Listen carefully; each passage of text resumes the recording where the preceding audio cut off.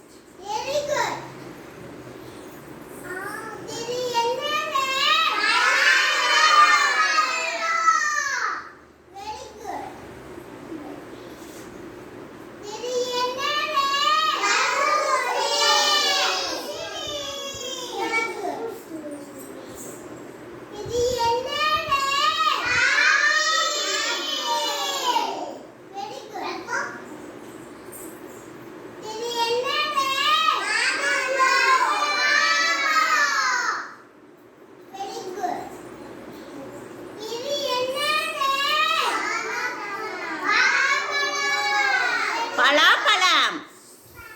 பலாப்பழம். Very good. Clap பண்ணுங்க.